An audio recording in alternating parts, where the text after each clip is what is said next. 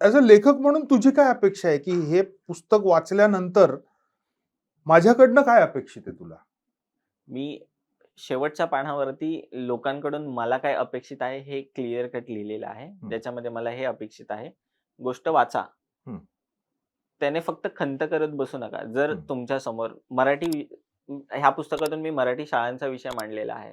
But आता सध्या तुम्ही पण बघताय कांदळवनं असतील किंवा झाडांची कत्तल असेल, बरेच सोशल विषय बाहेर पडतायत. हं. लोकं त्याच्यावर रिएक्ट पण होतायत, बाहेरही येतायत. मी ह्या पुस्तकाच्या माध्यमातून मला लोकांकडून किंवा मराठी शाळेत जे शिकलेले विद्यार्थी आहेत त्यांच्याकडून एकच अपेक्षा आहे, की तुमच्या समोर जर अवैधरित्या उद्या मराठी शाळा बंद होत असतील हं. किंवा सोसायटीमध्ये काही चुकीच्या गोष्टी घडत असतील, तर त्या प्रतिक्रिया फक्त सोशल मीडियावरती कमेंटमध्ये लिहू नका. रस्त्यावरती उतरा आणि लोकांची मदत करा किंवा ती गोष्ट बदलवण्यासाठी ना तुम्ही रस्त्यावर उतरा. कारण मला असं वाटतंय संयुक्त महाराष्ट्राचा लढा किंवा त्याच्यानंतर ज्या काही गोष्टी थोड्याफार झाल्या असतील ना, त्यावेळेसच लोकं रस्त्यावर उतरली. नाहीतर आता लोकं फक्त सोशल मीडिया आणि Twitterवर उतरतात. हं. ते माहीत आहे लोकांना, की Twitterवर फक्त बडबड हॅशटॅगिंग करणार, त्याच्यानंतर विषय थंड होतो, नवीन विषय आपल्याकडे हं. येतो.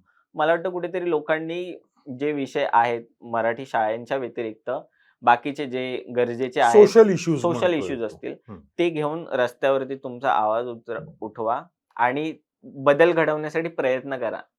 हा सध्या मला असं वाटतंय लोकं मीडिया हा म्हणजे अन्न, वस्त्र, निवारा त्याच्यानंतर एज्युकेशन राहिलं बाजूला. आपल्याला सोशल मीडिया किंवा एंटरटेनमेंट हा आपल्या जीवनाचा अविभाज्य घटक झालेला आहे, अगदी असं खरं आहे. वाटतं. हं. पण लोकं रस्त्यावरती किंवा स्वतःच्या जे प्रॉब्लेम चाललेत हे घेऊन रस्त्यावरती उतरत नाहीत. मला वाटतं कुठेतरी लोकांनी जर चुकीच्या गोष्टी घडतायत, तर त्याच्यावरती आवाज उठवण्याचा प्रयत्न केला पाहिजे. एवढं फक्त मला वाटतं या पुस्तकाच्या माध्यमातून. हं. आणि मेन ज्या प्रकारे शाळा बंद होत आहेत, होपफुली त्याचं प्रमाण कमी व्हावं आणि मराठी शाळांमध्ये विद्यार्थ्यांचं प्रमाण पुन्हा वाढावं. यासाठी फक्त विद्यार्थी किंवा पालक म्हणून फक्त आपल्याला प्रयत्न करायला नाही पाहिजे. गव्हर्नमेंटनी मराठी शाळांमध्ये ना, जसं की म्हटलं जातं, प्रत्येक पालकाच्या मनामध्ये न्यूनगंड असतो, की नाही यार माझ्या मुलाला मी मराठी शाळेत पाठवलं तर त्याला इंग्लिश नाही येणार किंवा त्याला जॉब किंवा पुढच्या फ्युचरमध्ये त्याला बरेच प्रॉब्लेम येतील. तर मला असं वाटतं महाराष्ट्र शिक्षण मंडळाने किंवा जे शिक्षण तज्ञ बसलेले आहेत, त्यांनी ह्या विषयावरती ना तोडगा काढावा. अर्थात मी एवढा ज्ञानी माणूस नाही, त्याच्यामुळे मला माहीत नाही ह्याच्यावरती काय होईल. बट हं. जसं की आपल्या शाळेमध्ये तुम्ही सुद्धा एक्सपिरियन्स घेतलं असेल, की सेमी इंग्लिश नावाचा प्रकार होता, ज्याच्यामध्ये गणित आणि विज्ञान हे इंग्लिशमध्ये शिकवलं जातं बरोबर आहे. आणि मी नॉर्मल तुकडीमध्येच शिकलेला विद्यार्थी आहे, हं. सगळे विषय. पण त्या मुलांमध्ये एक वेगळाच कॉन्फिडन्स होता, जे सेमी इंग्लिशमध्ये शिकलेला आणि तो त्यांच्या बोलण्यातून वगैरे पण दिसायचा. बरं. आता हे माझं एक्झाम्पल सांगतोय. त्याच प्रकारे कुठेतरी त्या शिक्षण तज्ञ लोकांनी, मंडळांनी, लोकांनी काहीतरी विचार करावा ह्या गोष्टींवरती आणि मराठी शाळा वाढण्यासाठी किंवा लोकांचं प्रमाण तिकडे कल झुकण्यासाठी काय प्रयत्न करावा ह्यासाठी त्या लोकांनी कुठेतरी विचार करावा असं मला वाटतं.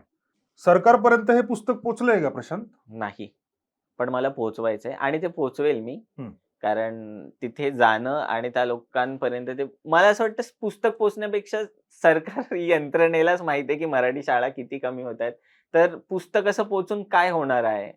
गोष्ट वाचतील किंवा ती कुठेतरी साइडला पडलेलं असेल धूळ खात. मला बरं. वाटतं सरकारला त्या गोष्टी माहीत आहेत, की मराठी शाळांचं प्रमाण काय होतं त्याच्यावरती त्यांनी पावलं उचलावीत, असं मला वाटतं. पुस्तक वाचण्यापेक्षा. मला असं काहीही म्हणायचं नाही, माझं पुस्तक वाचा मोठमोठ्या नेत्यांनी, पण त्याच्यावरती त्या विषयावरती हात घालून ते प्रॉब्लेम सॉल्व्ह करण्याचा प्रयत्न करा.